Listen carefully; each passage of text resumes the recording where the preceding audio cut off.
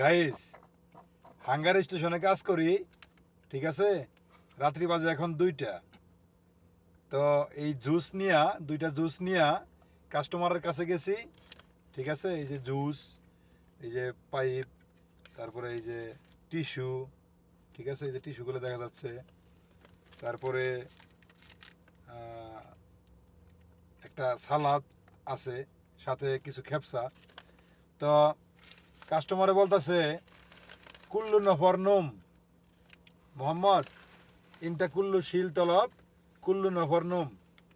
মানে তুমি এটা রেখে দাও, এটা তোমার কাছে রেখে দাও, আমাদেরকে আর ফোন টোন দিও না, আমরা ঘুমাইতাছি, ঠিক আছে। কাস্টমার ঘুমাইতাছে, এখন সে আর এই খানাটা নিব না।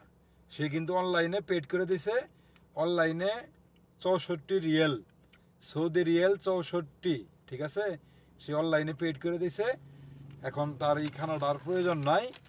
সে বলতেছে মোহাম্মদ শিল, ঠিক আছে। তো এখন আর কি করার, এখন এটা খাইতে হবে, না খাইলে আস্তে আস্তে আবার ঠান্ডা হয়ে যাবে। তো এই খ্যাপসাগুলা আর এই জুসগুলা, এটা খাওয়ার জিনিস তো খেয়েই বলতে হবে নাকি। ধন্যবাদ সবাইকে। রাত্রি বাজার 2টা আপনাদের সাথে শেয়ার করার চেষ্টা করলাম।